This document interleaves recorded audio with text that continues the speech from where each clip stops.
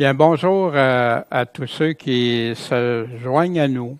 Euh, Salutations à tous ceux qui nous écoutent sur pourchrist.com et aussi sur YouTube. C'est encourageant de voir que les gens ont encore soif de la parole de Dieu. Nous, c'est ce qui nous motive, c'est ce qui nous rend, qui nous donne la vie, ses paroles, sa vérité. Et soyez toujours les bienvenus. Et si jamais vous avez quelque chose à nous dire, ben vous pouvez contacter sur le site pourchrist.com. Il y a des par courriel. Vous pouvez laisser un message. Bien, ce matin, on continue notre voyage d'exploration dans le temps avec Daniel. Les choses qui se sont produites avant, des choses qui se sont produites depuis, puis les choses jusqu'à la fin du temps comme on connaît aujourd'hui. Ce matin, on va voir le chapitre 6. Une autre épreuve de la foi, on en a vu quelques-unes à date dans Daniel. Et ce livre-là qui est là pour nous, pour la fin, pour ceux qui ont foi en Dieu. Puis on va voir la protection de Dieu également. Puis, en suivant les paroles de Jésus, que celui qui lit fasse attention, cherchons ce qui est vrai. Non pas nos théories, nos hypothèses, nos choses, mais qu'est-ce que Dieu nous a laissé. La semaine dernière, on a vu l'exemple de l'importance que Dieu accorde à ceux qui sont orgueilleux, ceux qui sont idolâtres, ou mélanger le vrai Dieu avec les faux. On a vu ça, comment était le roi, mais comment le roi a changé aussi, comment il s'est repenti de ça. Pourquoi Dieu répète à son peuple de sortir du milieu de Babylone, mais pas au temps de Nebuchadnezzar, au temps de la fin. On a ça dans la Révélation, l'Apocalypse. Sortez du milieu d'eux, mon peuple. Paul aussi l'utilise. Est-ce que Dieu, qu'est-ce qu'il nous dit à propos de tolérer ou partager sa foi avec ce que fait la grande religion de Babylone? Ce que Dieu est, les actions de cette grande Babylone-là qui va finir brutalement. Puis on a vu Belshazzar, qui devrait nous rendre plus sensibles à tout ce que Dieu ne tolérera pas de la part de ceux et celles qui se disent, qui font partie de ses enfants, mais tout étant sous l'influence de la grande prostituée. Ce qui arrive malheureusement dans le monde protestant d'aujourd'hui, alors que c'était si décrié auparavant. Sortez du milieu d'elle, mon peuple, et que chacun sauve sa vie devant l'ardeur de la colère de l'Éternel. Suivons plutôt l'exemple de Daniel à être fidèle à Dieu. Il a dénoncé les mauvaises actions que le roi faisait quand c'est nécessaire, puis pas se laisser séduire par quoi que ce soit. Il y a un seul vrai Dieu, un seul médiateur, un seul Seigneur et Sauveur. Bien, ce matin, on va voir, dans le chapitre 6, un scénario digne d'un suspense puis intrigue. D'ailleurs, même beaucoup de films s'inspirent des faits, pas des faits nécessairement de Daniel, mais de structurer comment ils vont fonctionner pour faire une intrigue, un film que les gens vont écouter puis suivre. Mais surtout, de voir le bien qui va triompher sur le mal. Avant, les films étaient pratiquement tous basés, pas tous, mais beaucoup de films étaient basés sur ça, le bien qui triomphe sur le mal. Aujourd'hui, on voit le mal qui est souvent égal, même le mal qui prend la place du bien, puis que c'est correct, puis etc., le triomphe du mal. Ce qui est mal devient bien. Mais dans ce chapitre-là, c'est un autre exemple pour le temps de la fin. Daniel, on se souvient le contexte, il est toujours captif Mais maintenant, il est sous les Mèdes et les Perses, en Iran. Bien, il est sous leur responsabilité. Imaginez, tu es captif d'un pays qui est venu te capturer, et là, des ennemis arrivent, ils capturent, puis là, tu tombes sous leur règne à eux. C'est un contexte tout nouveau. Imaginons, Daniel, comment il a dû se sentir au travers de tout ça. Qu'est-ce qui va se passer, etc. Puis on va voir ce matin un exemple de jalousie semblable avec Caïn puis Abel au début. On va voir si Daniel qui va demeurer intègre, malgré le grand danger qui le guette, sa propre vie. Puis quand un juste subit la pire injustice, qui se fait condamner à mort pour être resté fidèle à Dieu, qu'est-ce qu'il y en est? Comment un homme, une femme de Dieu va réagir, se sentir, va faire comme action, ou ce qu'il ne fera pas? Bon, c'est ça qu'on va voir ce matin. Bien, j'aimerais demander à Michel de venir nous lire le chapitre 6, s'il vous plaît. Il plut à Darius d'établir sur le royaume 120 satrapes qui devaient être répartis dans tout le royaume, et au-dessus d'eux 3 ministres, au nombre desquels était Daniel, afin que ces satrapes leur rendissent compte, et que le roi ne souffrit aucun dommage. Or, Daniel surpassait les ministres et les satrapes parce qu'il y avait en lui un esprit extraordinaire, et le roi pensait à l'établir sur tout le royaume.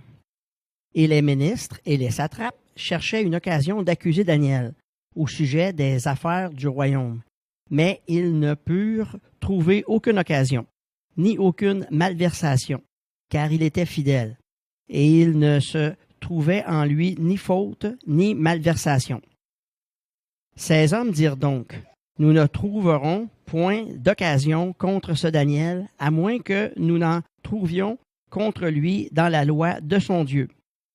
Alors ses ministres et ses satrapes se rendirent en tumulte auprès du roi, et lui parlèrent ainsi: Roi Darius, vis éternellement. Tous les chefs du royaume, les préfets, les satrapes, les conseillers et les gouverneurs sont d'avis d'établir une ordonnance royale et une défense expresse, portant que quiconque adressera une requête à quelque dieu ou à quelque homme pendant 30 jours, excepté à toi, ô roi, sera jeté dans la fosse aux lions. Maintenant, ô roi, confirme la défense et mets-la par écrit afin qu'il n'y soit rien changé, selon la loi des Mèdes et des Perses, qui est irrévocable. C'est pourquoi le roi Darius écrivit le décret et la défense. Et quand Daniel eut appris que le décret était écrit, il entra dans sa maison, et, les fenêtres de sa chambre étant ouvertes du côté de Jérusalem, il se mettait 3 fois le jour à genoux, et il priait et il célébrait son Dieu comme auparavant. Alors ces hommes accoururent en tumulte, et trouvèrent Daniel priant et faisant des supplications à son Dieu. Puis ils s'approchèrent du roi et lui dirent au sujet de la défense royale: N'as-tu pas rendu par écrit une défense portant que tout homme qui adresserait une requête à quelque dieu ou à quelque homme pendant 30 jours, excepté à toi, ô roi, serait jeté dans la fosse aux lions? Le roi répondit et dit: La chose est certaine, selon la loi des Mèdes et des Perses, qui est irrévocable. Alors ils répondirent et dirent au roi: Daniel, qui est l'un des captifs de Juda, n'a eu aucun égard pour toi, ô roi, ni pour la défense que tu as écrite, mais 3 fois le jour il fait sa prière à son Dieu. Le roi, ayant entendu cela, en eut un grand déplaisir. Il prit à cœur de délivrer Daniel, et jusqu'au coucher du soleil, il travailla à le sauver. Mais ces hommes se rendirent en tumulte vers le roi et lui dirent: Sache, ô roi, que c'est la loi des Mèdes et des Perses, que toute défense ou tout décret confirmé par le roi ne se doit point changer. Alors le roi commanda qu'on amenât Daniel et qu'on le jetât dans la fosse aux lions.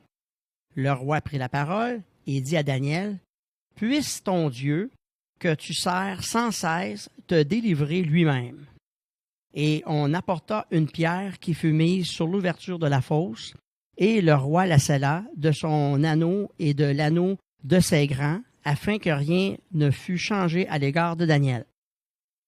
Alors le roi rentra dans son palais, et il passa la nuit sans manger. Il ne fit point venir de femme auprès de lui, et il ne put point dormir. Puis le roi se leva avec l'aurore, au point du jour, et alla en toute hâte à la fosse aux lions. Et comme il approchait de la fosse, il appela Daniel d'une voix triste. Le roi prit la parole et dit à Daniel, « Daniel, serviteur du Dieu vivant, ton Dieu, que tu sers sans cesse, a-t-il pu te délivrer des lions? » Alors Daniel dit au roi, « Ô roi, vis éternellement. Mon Dieu a envoyé son ange, il a fermé la gueule des lions, et ils ne m'ont fait aucun mal parce que j'ai été trouvé innocent devant lui et devant toi. Aussi, ô roi, je n'ai commis aucun mal. » Alors le roi fut extrêmement réjoui, et il commanda qu'on retirât Daniel de la fosse. Daniel fut retiré de la fosse, et on ne trouva sur lui aucune blessure, parce qu'il avait cru en son Dieu. Et sur l'ordre du roi, ces hommes qui avaient accusé Daniel furent amenés et jetés dans la fosse aux lions, eux, leurs enfants et leurs femmes. Mais avant qu'ils eussent atteint le sol de la fosse, les lions les saisirent et brisèrent tous leurs os. Alors le roi Darius écrivit à tous les peuples, nations et langues qui habitent sur toute la terre, que votre paix soit multipliée. De par moi, il est ordonné que dans toute l'étendue de mon royaume, on ait de la crainte et de la frayeur devant le Dieu de Daniel. Car c'est le Dieu vivant, et il demeure éternellement. Son royaume ne sera point détruit, et sa domination durera jusqu'à la fin. Il sauve et il délivre. Il fait des signes et des prodiges dans les cieux et sur la terre. C'est lui qui a délivré Daniel de la griffe des lions. Et ce Daniel prospéra sous le règne de Darius et sous le règne de Cyrus, roi de Perse. Bien, merci beaucoup, Michel, pour la lecture. C'est toujours important d'avoir un portrait avant d'aller regarder les détails. Et voici ces détails qu'on va regarder ensemble.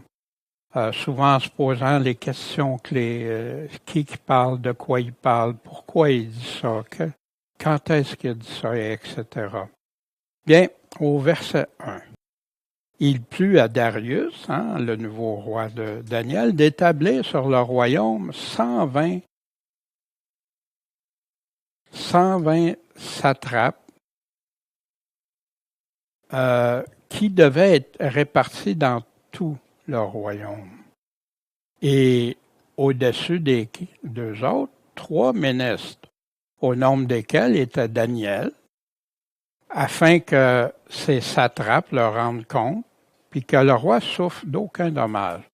Fait qu'ici, ce roi-là veut établir une structure, mais une structure sur laquelle il va pouvoir compter pour ne pas se faire avoir, puis qu'il rende compte au roi, mais que les trois principaux ministres relèvent non seulement du roi, mais s'occupent de chapeauter tous les satrapes, les responsables qui collectent des sommes d'argent, qui prennent des décisions pour faire fonctionner le royaume, etc. Fait ici, Daniel sera dans les 3 ministres.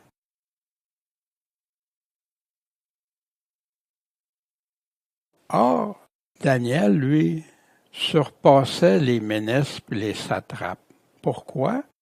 Parce qu'il y avait en lui un esprit extraordinaire.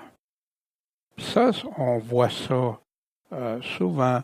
Il y a des chrétiens dans l'histoire qui ont été mis en évidence par leur sagesse, leur façon d'être, parce qu'il y avait l'Esprit de Dieu en eux. Puis, le roi, lui, pensait l'établir sur tout le royaume. Daniel était non seulement rempli de sagesse, mais c'était un homme intègre, honnête, une loyauté envers le roi, que le roi a pu vérifier, mais que le roi va pouvoir vérifier encore beaucoup plus loin, même si ce n'était pas son intention. Daniel est un incorruptible, et on va le voir dans les textes. Ici, le roi voulait prendre Daniel puis le placer sous lui directement.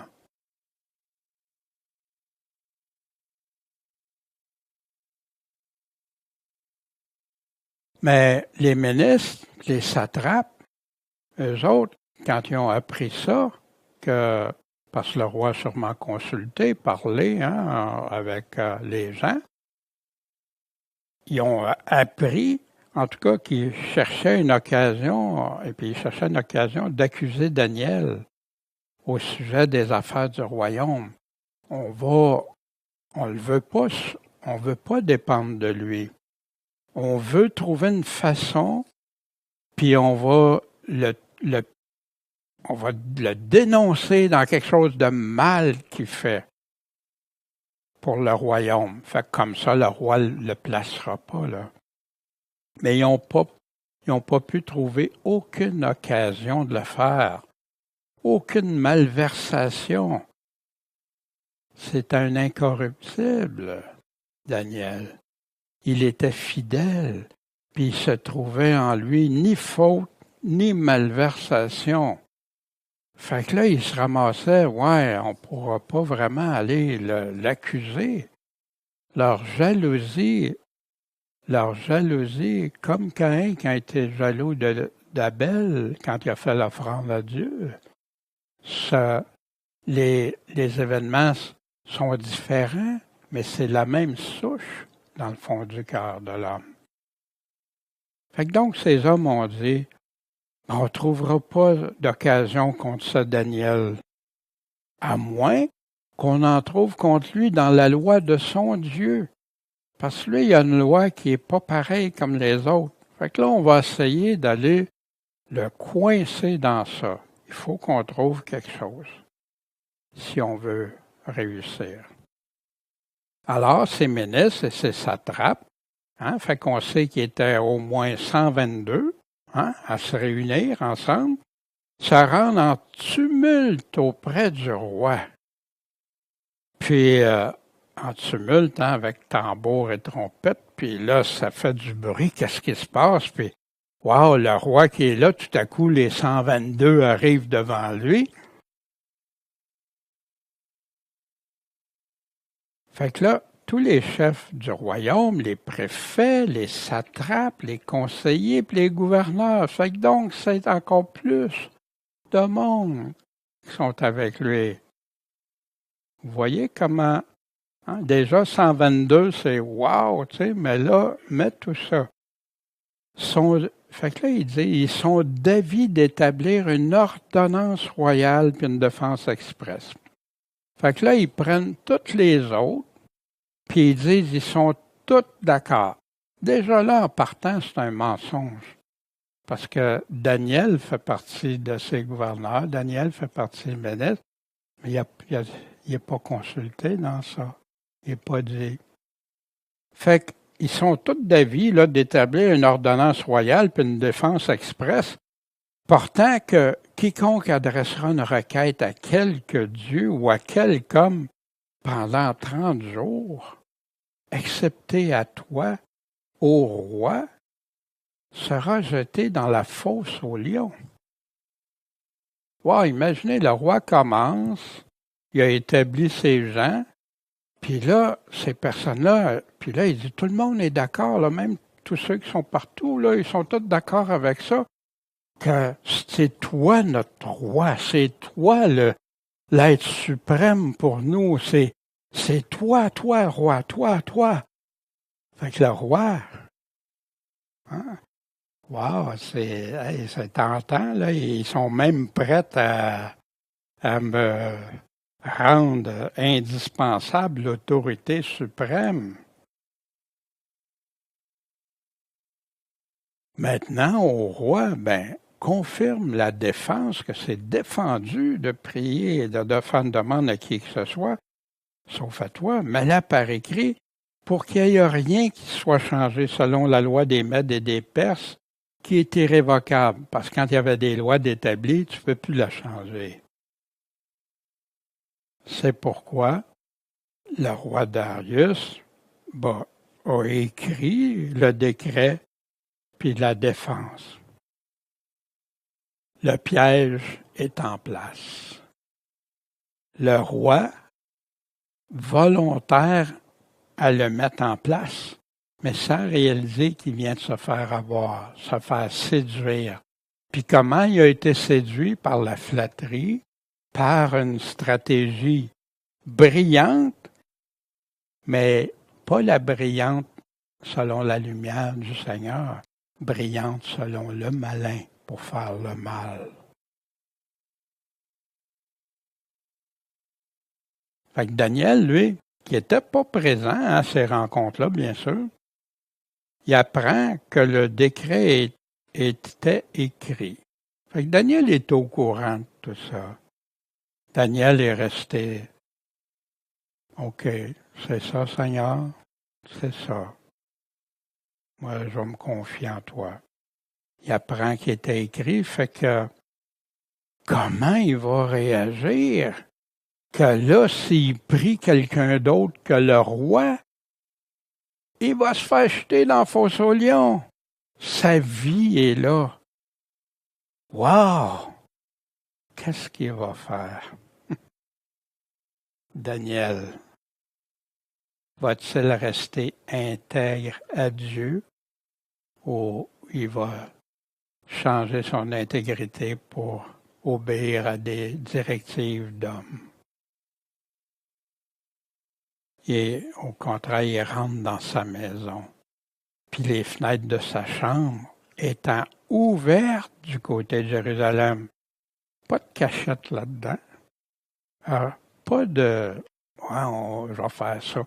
Je vais aller prier en secret, puis tout ça. Ben oui, tu peux prier en secret. Mais là, le décret, c'était que tous ceux qui faisaient. Daniel n'était pas un hypocrite, c'était un homme honnête, intègre.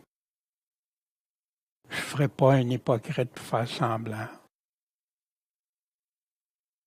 Il se mettait 3 fois le jour à genoux. Puis il priait, puis il célébrait son Dieu comme avant. Ça n'a rien changé. Prier puis louer le Seigneur, puis lui remettre gloire. La foi puis l'intégrité de Daniel qui a été mise à l'épreuve envers Dieu. Sa vie qui était en grand danger. Il savait très bien ce qui se passait. Mais là, vu que Daniel faisait ça, ces hommes accourent encore en tumulte, grand bruit, grande pompe, puis trouvent Daniel priant puis faisant des supplications à son Dieu. Imaginez, il était dans sa maison, dans sa chambre, puis là, ils rentrent chez eux. Ils envahissent pour aller capturer. Comme s'il aurait commis un crime majeur. Mais Daniel, où il trouvait ça, sa confiance, mais où il trouvait ça, prier 3 fois le jour? Daniel connaissait très bien les livres de la Bible. D'ailleurs, c'est dit qu'il parcourait les livres et tout ça. Puis il faisait ça 3 fois le jour, célébrant, puis suppliant Dieu. Fait qu'au lieu de se laisser abattre, pauvre de petit moi, quelle est ma vie, qu'est-ce que ça va être ma vie, etc., etc., qu'est-ce qu'il fait? Il va devant Dieu. Tout à coup, mon Dieu, que ma vie est terminée ici, comment je vais te rendre service, comment je vais être important, comment ma mission dans la vie? C'est à ça qu'il pense? Mais non. Il pense à son Dieu, à ne pas l'offenser, puis à se confier en lui. Voici dans le psaume 55 un passage que Daniel connaissait. Qu'ils descendent vivants au sépulcre, car la malice est dans leur demeure, dans leur cœur. Mais moi, je crierai à Dieu, et l'Éternel me sauvera. Le soir, le matin et à midi, je crierai et je gémirai. Il entendra ma voix. C'est ce que Daniel continuait à faire. Fait que sa vie n'était pas de toute facilité à Daniel. Il subissait, il avait beau avoir été même nommé patron, hein, mais patron dans des circonstances de personnes qui offensaient Dieu continuellement. Voici, il va entendre ma voix. Puis qu'est-ce qu'il va faire? Il va mettre mon âme en paix. C'est ça qui arrive c'est arrivé à des milliers de chrétiens pendant qu'ils mettent à leur prière, leur confiance en Dieu, la paix au travers les pires épreuves. La délivrance de la guerre qu'on lui fait, qu'on fait à son âme. Parce que j'ai affaire à beaucoup de gens, exactement ce que Daniel vivait. Dieu l'entendra. Dieu va les humilier, lui qui règne de tout temps. Parce qu'il n'y a pas en eux de changement. Ils ne craignent pas Dieu. Puis c'est intéressant parce que quand tu regardes le contexte de ça, c'était des gens aussi dans le psaume qui allaient à la maison de Dieu avec lui, quand David écrivait ça. Fait que c'était des gens qui se nommaient croyants. Chacun jette la main sur ceux qui vivaient en paix avec lui, viole son alliance. Les paroles de sa bouche sont plus douces que le beurre, mais la guerre est dans son cœur, exactement ce que ces hommes-là ont fait. Des belles paroles pour séduire le roi.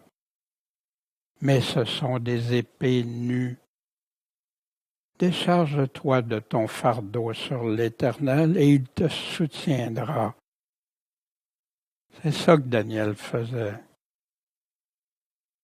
Il ne permettra jamais que le juste soit ébranlé. Toi, ô Dieu, tu les précipiteras où? Au fond de la fosse. Quel hasard! Hein? Les hommes de sang et de fraude n'atteindront pas la moitié de leur jour. Hein? Ce qu'on va voir qui va leur arriver. Mais moi, je me confie en toi. Daniel croyait à la parole de Dieu. Mettait la parole de Dieu en application. C'est Dieu qui est en premier dans son cœur. Puis, ils sont approchés du roi, ils viennent de voir Daniel, hein, ils l'ont coincé, ils l'ont pris sur le fait de faire ce crime si grave. Puis on dit ils lui dirent au sujet de la défense royale, n'as-tu pas rendu par écrit une défense, roi, que pourtant que tout homme qui adresserait une requête à quelque dieu, ou à quelque homme pendant 30 jours excepté à toi, au roi, serait jeté dans la fosse aux lions? Bien sûr, hein, ici, c'est un fait. Hein? Il se préserve bien de nommer qui tout de suite. Le roi répond et dit, la chose, c'est certaine, c'est selon la loi des Mèdes et des Perses qui est irrévocable. Fait que lui-même, le roi confirme, mais le roi, lui, il est encore sous l'impression de quoi? Qu'on va wow, c'est lui le roi des rois pour ce temps-là. Alors ils répondirent et dirent au roi. Là, ils ont dit, Daniel, qui est un des captifs de Juda, hein, il souligne son origine, comme on a vu comme dans un chapitre précédent, n'a eu aucun égard pour toi, ô roi.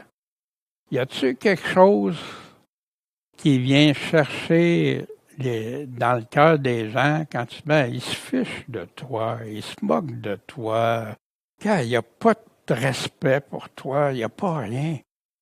Quoi? Moi, le roi, même j'ai une loi qui le dit que ni pour la défense que tu as écrite. Fait qu'il touche personnellement, puis aussi factuellement dans ce que le roi a fait. Mais 3 fois le jour, il fait sa prière à son Dieu. Le piège vient de se refermer. Autant pour le roi que pour Daniel.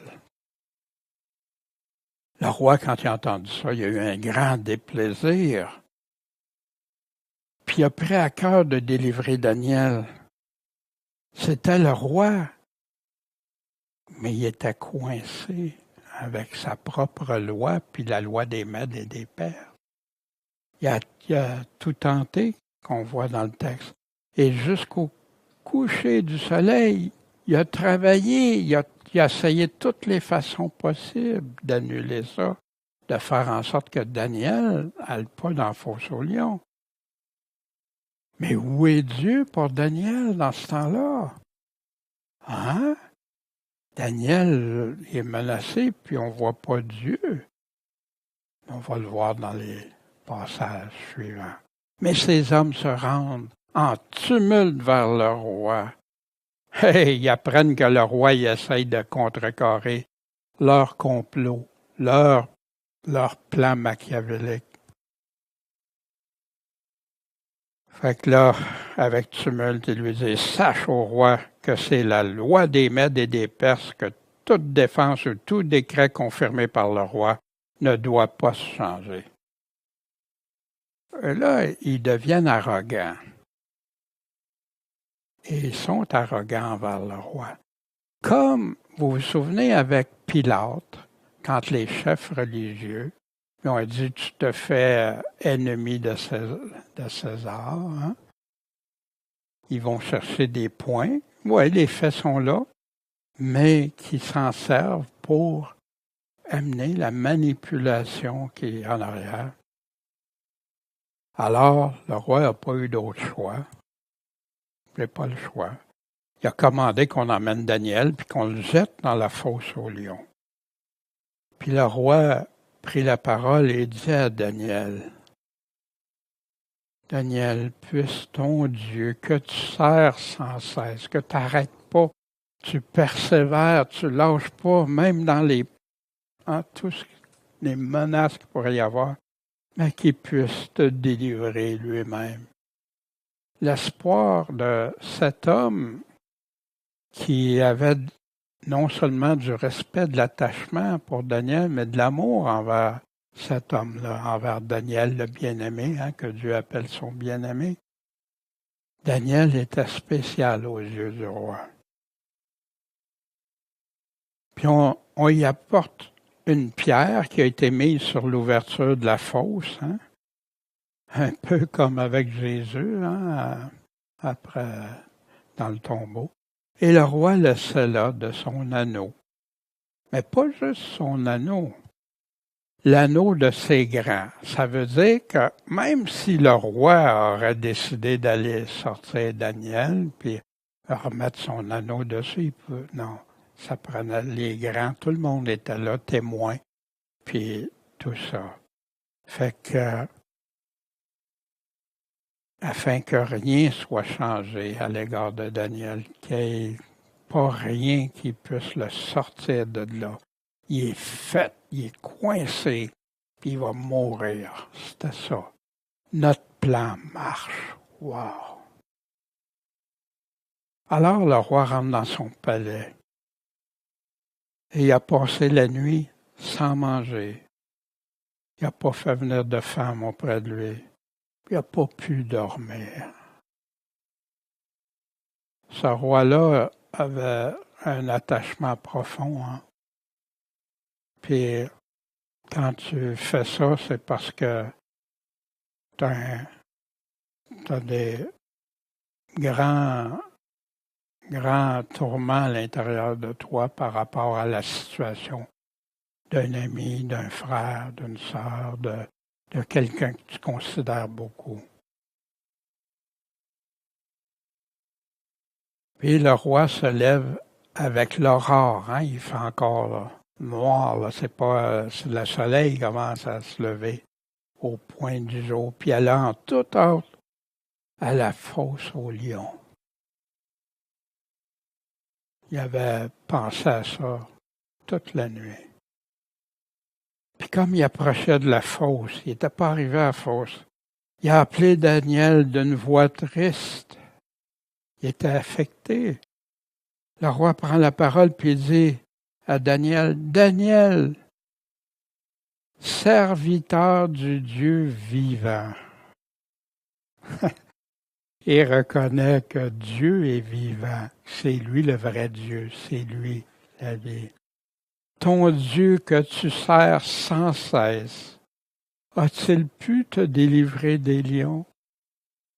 Est-ce qu'il l'a fait? Une espérance qui est là, mais aussi qui se prépare à la réalité, mais qui reconnaît le Dieu vivant. Dans Daniel et ses ennemis, Daniel était un homme de fidélité, d'intégrité, déterminé à honorer Dieu, déterminé à tout remettre à Dieu, sa vie, tout, inflexible envers Dieu. Il n'y a pas de changement envers Dieu. Dieu ne change pas envers moi, moi je ne changerai pas envers Dieu. La persévérance, même quand sa vie est en grand danger. Celui qui est prêt à perdre sa vie va la retrouver, hein? Comme Jésus nous dit pour les enfants de Dieu. Il y avait un amour de Dieu si fort, si grand. Dieu en premier, avant ma propre vie. Porter sa croix, le suivre. Daniel est un homme de foi. Sa foi et sa loyauté incorruptible. Impossible à changer. Mais est-ce qu'il y a juste Daniel qui a été comme ça? Non, il y a plein d'hommes au travers de la parole de Dieu qu'on retrouve. Hein? Joseph, Moïse aussi qui a subi plein de choses. Paul, les apôtres, plein. Puis les hommes qui l'accusent, eux autres, ils ont la jalousie, menteurs, hypocrites, parce qu'ils prennent des stratégies même pour séduire le roi. Ils disent pas les vraies affaires. Traître, prêt à trahir quelqu'un, à lui faire enlever la vie, déloyaux envers le roi, puis envers un homme juste, qui n'a pas rien fait de mal, mais ils ont tout essayé pour prouver qu'il faisait quelque chose de mal. Ils ont manigancé un complot diabolique, machiavélique, manipulateur et meurtrier. Parce que le but, c'était de faire mourir Daniel pour qu'il n'y ait jamais, que le roi revienne jamais sur une décision qui aurait pu le placer au-dessus d'eux.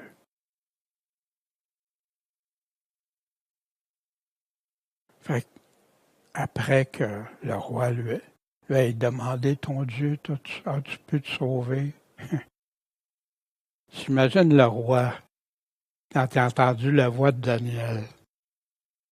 Alors Daniel dit au roi, vis éternellement.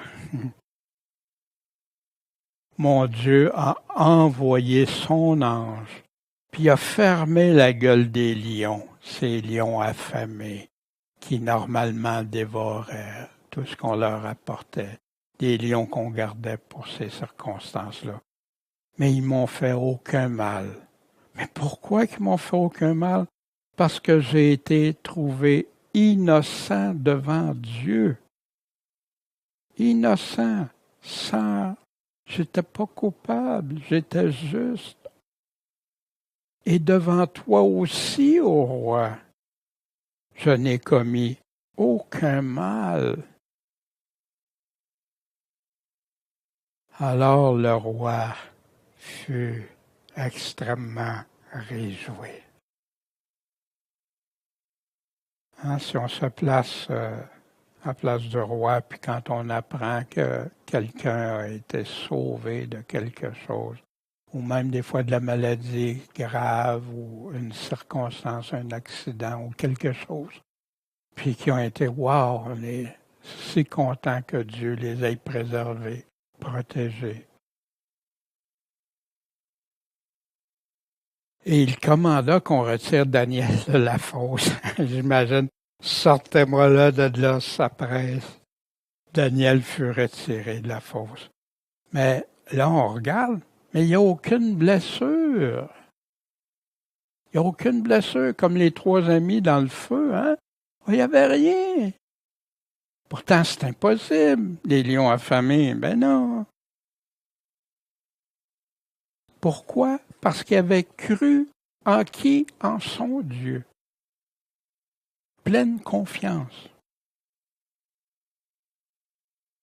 Et sur l'ordre du roi, ces hommes qui avaient accusé Daniel ont été amenés, puis jetés eux-mêmes dans la fosse aux lions, eux, leurs enfants et leurs femmes. Fait que ça peut paraître très sévère, mais le roi, il avait manipulé le roi. Il avait été à l'extrême avec le roi. Dans le fond, il avait été déloyaux, traître envers le roi, puis traître envers leur nation aussi. Parce qu'en détruisant un homme de sagesse, de qualité de Daniel, pour aider le chose, mais là, le roi, non, ça suffit. Puis on met tellement le roi des émotions à vif dans tout ça, que le roi a réagi. Puis, contrairement à Daniel, avant qu'il ait eu atteint le sol de la fosse, les lions les ont saisis puis brisèrent toutes leurs os. Voyez-vous, quand Dieu est là, puis quand Dieu n'est pas là, grande différence. Comment, comme Daniel, est-ce qu'on peut dire, est-ce que tu peux dire devant Dieu, celui qui habite dans la retraite secrète du Dieu très haut repose à l'ombre du Tout-Puissant. Où est-ce que c'est à l'ombre du Tout-Puissant? C'est lui qui nous protège. Je dis à l'Éternel, mon refuge et ma forteresse, mon Dieu en qui je m'assure. Tu veux la meilleure assurance que tu n'auras jamais, qui ne te faussera pas? En qui je m'assure. Il te sauvera du filet de l'oiseleur et de la mortalité funeste. Il te couvrira de ses plumes et tu auras retraite sous ses ailes. Sa vérité sera ton bouclier et ton écu, hein, quand on va parler de l'armure du chrétien. Mais ici, c'est ce que Daniel faisait, son bouclier. C'était la vérité de Dieu. C'était ça avant tout.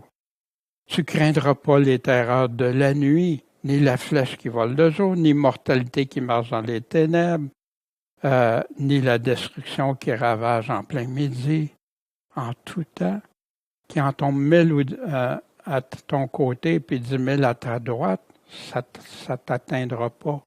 Seulement tu considéreras de tes yeux et tu verras la punition des méchants. C'est exactement ce que Daniel a vécu ici. Parce que tu es mon refuge, ô Éternel. Tu as pris le Très-Haut pour ton asile. Aucun mal ne t'atteindra, aucune plaie n'approchera de ta tente, car il ordonnera à ses anges de te garder dans toutes tes voies. On utilise ça, on en parle pour Jésus. Ici, David en parlait au psaume 91. Pourquoi? C'est exactement ce que Daniel a dit. Dieu a envoyé son ange me protéger. Ils te porteront dans leurs mains de peur que ton pied ne heurte contre une pierre. Tu marcheras. Hein, c'est ce que le malin utilise contre Jésus pour essayer de le faire chuter dans la tentation au désert. Tu marcheras sur le lion et sur l'aspect, tu fouleras le lionceau et le dragon. Puisqu'il m'aime avec affection, dit le Seigneur, je le délivrerai. Parce que il m'aime, parce que Daniel aimait Dieu en premier, parce que Dieu dit, je vais le délivrer, je vais le mettre en sûreté. Il connaît mon nom, il m'invoquera, je l'exaucerai, je serai avec lui dans la détresse. Je l'en retirerai, je le glorifierai, je le rassasierai de longs jours et lui ferai voir ma délivrance. C'est exactement en passant ce qui est arrivé à Daniel, qui a prospéré après. Le salut, la délivrance de Dieu accordée à ceux et celles qui l'aiment, qui lui sont fidèles. C'est pour ça que Jésus nous dit, celui qui m'aime obéit à quoi? Mes commandements. Mais celui qui ne m'aime pas, obéit pas à mes commandements. Alors le roi Darius écrivit à tous les peuples. Il avait remplacé Babylone, il avait conquis les peuples, nations et langues qui habitent sur toute la terre. Que votre paix soit multipliée. Amen, une belle bénédiction. De par moi, mais des fois, le reste, n'est pas trop intéressant pour certains. De par moi, le positif, oui, les bénédictions, mais pas quand il y a des obligations avec. De par moi, il est ordonné que dans toute l'étendue de mon royaume, on ait de la crainte et de la frayeur devant le Dieu de Daniel. Pourquoi? Parce que c'est le Dieu vivant. Il vit, c'est un vrai Dieu. Et il demeure éternellement. Il n'y a pas de commencement ni de fin. Son royaume ne sera pas détruit, puis sa domination durera jusqu'à la fin. Il prophétise ici ce que les rois de Babylone avaient fait. Il sauve et il délivre. Il fait des signes et des prodiges dans les cieux et sur la terre. Comment il peut savoir ça? Si Dieu n'est pas là avec son esprit l'inspirer, puis lui avoir fait vu apprendre des choses. Puis on sait qu'il y avait une bonne relation avec Daniel, selon le texte. Puis je suis sûr que Daniel lui avait parlé de ça, puis ce roi-là était très touché. C'est lui qui a délivré Daniel de la griffe des lions. C'est pas Daniel. C'est pas comme il y en a qui essaient de trouver toutes sortes d'excuses. Oh, c'est parce qu'ils ne sentaient pas bon, ou les lions avaient mangé avant, ou etc. Non, non. Tu crois-tu Dieu? Crois-tu Dieu Tout-Puissant? Amen. Et ce Daniel prospéra sous le règne de Darius et sous le règne de Cyrus, roi de Perse, roi d'Iran. Fait que Dieu a multiplié, a béni Daniel encore une fois. Ce Daniel si fidèle, il ne l'a pas laissé tomber. Au contraire, il était avec Dieu, Dieu était avec lui. Puis comme pour les autres fois, Daniel, ses amis, Joseph, Job et combien d'autres dans la Bible, ils n'ont pas été exclus des dangers et des épreuves qui étaient confrontés, mais Dieu les a protégés au travers leurs épreuves. Pourquoi Dieu n'a pas empêché que les trois amis soient jetés dans la fournaise?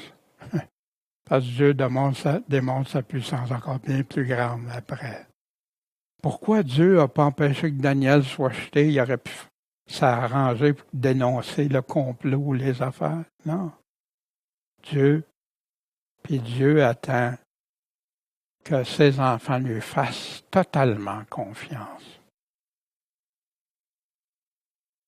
Voici ce que Jésus dit. Je ne te prie pas de les ôter du monde, mais de les préserver du malin. C'est ça que Jésus a prié. Puis après, il dit qu'il a prié pour nous aussi, pas juste pour les apôtres. Voici dans l'Apocalypse, la Révélation chapitre 3, à l'Église que tout le monde veut être, parce qu'ils vont être, Dieu a une promesse très intéressante pour la fin. parce que tu as gardé la parole de ma patience, de ma persévérance, tu as persévéré dans ce que je t'ai dit. Moi-même, je te garderai. C'est la même chose que préserver, garder, c'est le même mot. Si tu vas voir dans l'écriture grecque, c'est exactement le même mot. Je te préserverai de l'heure de la tentation qui doit venir sur le monde entier pour éprouver les habitants de la terre. Je viens bientôt. Tiens ferme ce que tu as, afin que personne ne prenne ta couronne.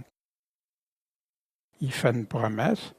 Celui qui va vaincre, je ferai de lui une colonne dans le temple de Dieu. Il n'en sortirai plus, j'écrirai sur lui le nom de mon Dieu et le nom de la cité de mon Dieu, de la nouvelle Jérusalem qui descend du ciel auprès de mon Dieu et mon nouveau nom. Promesse avec une richesse, abondance de joie d'être avec Dieu, d'être dans l'endroit le plus merveilleux qui peut exister, avec celui qui est le plus merveilleux qui nous a créés. Aux vainqueurs, ceux qui vont garder sa parole. On n'est pas exclu des dangers, des épreuves. La preuve à partir de Jésus-Christ, les apôtres, les catacombes, aujourd'hui, les millions de chrétiens qui ont été persécutés. Voici ce que Jésus disait, quand il dit de ne pas les ôter du monde, les préserver. Je leur ai donné ta parole. Mais le monde les a haïs. Daniel était haï parce qu'il voulait continuer à suivre les paroles de Dieu, ce que Dieu demandait. Parce qu'ils ne sont pas du monde, comme je ne suis pas du monde. Je ne te prie pas de les ôter du monde, mais de les préserver du malin. Ils ne sont pas du monde, comme je ne suis pas du monde. Sanctifie-les comment? Par ta parole, ta vérité. Ta parole est la vérité. Vérité, parole égales ensemble. Dans Daniel 12, il nous dit qu'il va y avoir un temps de détresse qu'il n'y en a pas eu. Puis, en ce temps-là, ton peuple échappera, savoir quiconque sera trouvé inscrit dans le livre de vie. Puis plusieurs de ceux qui dorment dans la poussière de la terre se réveilleront, les uns pour la vie éternelle, puis les autres pour l'opprobre et une infamie éternelle. Fait que c'est vraiment la fin, au retour de Jésus-Christ.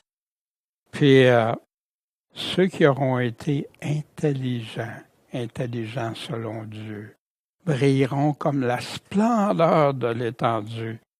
Et ceux qui en auront amené plusieurs à la justice vont briller comme des étoiles, à toujours et à perpétuité. Le statut, le rôle dans l'éternité. Et il dit, va Daniel, car ces paroles sont cachées, scellées jusqu'au temps de la fin. Plusieurs vont être purifiés, blanchis, puis éprouvés, mais les méchants, eux autres, vont agir avec méchanceté. Mais aucun des méchants va comprendre. Mais les intelligents, eux autres, vont comprendre. Il y en a qui vont être purifiés, passer au travers de toutes sortes de choses. Puis voici, ceux qui ne comprennent pas, voici, il en parle dans Ésaïe, au temps de la fin. Le juste meurt, personne n'y prend garde, c'est pas plus grave que ça. Les gens de bien sont recueillis, capturés, sans que nul comprenne que le juste est recueilli devant le mal. Il est empêché de tomber dans le mal. Il est empêché de subir plus de mal. Fait que oui, Dieu peut permettre que ses enfants meurent. Ah non, ça se peut pas, on va tout être... Non, Dieu peut protéger dans des situations qu'il choisit, comme d'autres. Non, ils vont aller jusqu'à la mort, comme c'est arrivé à des milliers de chrétiens, des millions même. Encore aujourd'hui, dans des pays. Fait que pourquoi que le chrétien d'aujourd'hui en Amérique du Nord se croit protégé de tout, alors qu'il y en a qui vont être protégés, puis il y en a d'autres qui vont subir des choses. Mais c'est toujours Dieu qui sait tout. Fait que s'inquiéter ou avoir confiance en Dieu. Dieu sait ce qui est mieux. Puis vous savez, honnêtement, là, savoir que parce que je suis exposé au mal, puis que je peux chuter, puis offenser Dieu, mais je préfère qu'il vienne me chercher maintenant. Ça va avoir des conséquences pour l'éternité. Oh non, tu es sauvé, tu peux faire ce que tu veux. C'est pas ça que la Bible nous enseigne. Si on croit en Dieu, on croit en Jésus. Si on croit en Jésus, on obéit à ses commandements. Si on obéit à ses commandements, on va se repentir de plein de choses qu'on faisait, puis s'en débarrasser, puis vivre pour le Dieu vivant. Chercher son royaume et sa justice avant tout. L'aimer de tout notre cœur, notre pensée, notre âme. En conclusion, pour nous, de ce chapitre, ce merveilleux chapitre. Puis en passant, je ne sais pas si vous voyez la correspondance avec le temps de la fin. Comment Daniel, un exemple extraordinaire, comment les 3 amis de Daniel, comment c'est des exemples reliés avec le temps de la fin pour nous donner espoir, espérance, la confiance. Et toi, comme Daniel, aimes-tu ton Dieu de tout ton cœur, ton âme, tes forces, ta pensée? C'est ça que Daniel a fait. Ah, je ne serai jamais capable d'être comme Daniel. Ah non, le Seigneur nous invite tous à ça. Nous invite tous à être des vainqueurs. Mais beaucoup marchent les deux. La vie ici, puis pour demain. Dans la vie ici, on marche selon Dieu, pour Dieu. Mais as-tu résolu dans ton cœur de le suivre coûte que coûte? Beaucoup de prédications modernes vont dans le sens d'affaiblir, de les rendre tièdes, neutres.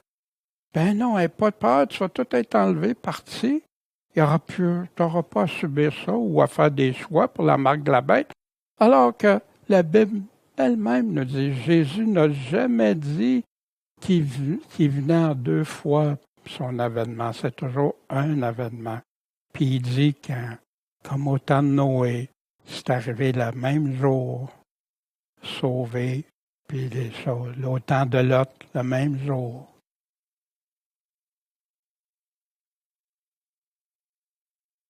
Le plus important là, pour ton âme, parce que c'est facile de dire je l'aime de toute mon âme et force ma pensée. Mais comme Daniel, vas-tu faire le même choix que Daniel quand ta foi va être testée? On ne sait pas l'avenir, on ne connaît pas les choses, mais on connaît l'avenir que Dieu nous a dit qu'il arriverait. Si je suis encore parti de ce monde, quand ce que Jésus nous a dit qu'il arriverait dans toute la même génération, est-ce que mon cœur est dédié? Est-ce que je suis prêt? Ça arrive aujourd'hui, quelqu'un rentre. Tu renies-tu ta foi ou tu la gardes? Tu la gardes, tu meurs. Tu la rejettes, tu vis. Tu prends la marque, tu vis. Renie ton Dieu, tu vas. Qu'est-ce que tu choisis? Pour quelque temps ici-bas, puis l'éternité. Mais c'est ça, les églises devraient être en train, puis il y en a qui le font, puis amen, puis je suis content quand j'entends des prédicateurs qui vont pas au-delà de ce que Jésus a dit, qui disent la même chose que Jésus, puis qui ne multiplient pas le retour de Jésus en plusieurs étapes, qui est nulle part écrit dans la Bible. Quel choix! Comme des millions de disciples au travers les siècles. Ils ont choisi d'aimer Dieu en premier, puis de lui faire totalement confiance, comme Daniel. Daniel était-il unique? Non, Daniel est un homme juste, un bien-aimé, un homme intègre, avec des très belles qualités qu'on souhaiterait tous être considérés comme des Daniel. Mais on a toutes des choses différentes aussi que Dieu nous a données. L'intégrité envers Dieu, notre incorruptibilité envers Dieu doit être là. Un enfant qui aime Dieu, Dieu de tout son cœur, son âme, sa pensée, c'est de base. Puis si on n'est pas rendu là, Je vous encourage à persévérer pour vous rendre jusque-là. Après, c'est trop tard. Il y en a qui disent, c'est bien trop dur, comment ça? Ben, la parole de Dieu, c'est pas de chercher les choses qui nous font toujours plaisir, agréable à entendre, mais se dire la vérité. La vérité, ta parole est la vérité. Qu'est-ce que la parole nous dit? Et on doit toujours se souvenir que Dieu a des promesses si merveilleuses pour ses vainqueurs. Ceux qui vont avoir eu la foi, vont avoir confiance en Dieu. Oui, tu dis ça, même si je meurs, Seigneur, je vais être là avec toi. Puis là, c'est fini tout ça, plus de pleurs, plus rien. Puis là, dans la gloire avec Dieu. Bon, Père céleste, merci de ta parole, parce que sans ta parole, c'est si facile de s'égarer. Seigneur, on a besoin de toi, de ton Esprit Saint, d'esprit de sagesse, pas faire comme des vierges folles, mais les vierges sages qui se préparent, qui sont prêtes. Puis Seigneur, pour ça, on a besoin d'avoir des cœurs dédiés totalement à toi. Puis on sait que tu es dédié à nous quand on est avec toi, pour toi, puis en toi. Seigneur, accorde-nous à chacun ce désir, cet amour, ce premier amour, Seigneur, si important qu'on a besoin, puis qui nous permet de passer au travers de toutes choses, comme dans Romains 8, Paul nous dit, hein, qu'est-ce qui peut me séparer de l'amour de Dieu? Ah, Seigneur, aide-nous à avoir confiance, puis je te prie pour ceux qui écoutent, Seigneur, parle à leur cœur, donne-leur la soif de vérité, cette soif si importante, surtout pour le temps de la fin, Seigneur, à discerner ce que toi tu dis, puis qu'est-ce que les hommes disent. Seigneur, béni sois-tu. On t'aime, on veut te suivre de tout notre cœur, quelles que soient les circonstances. Seigneur, qu'on soit des Daniel à tes yeux et en action. Amen.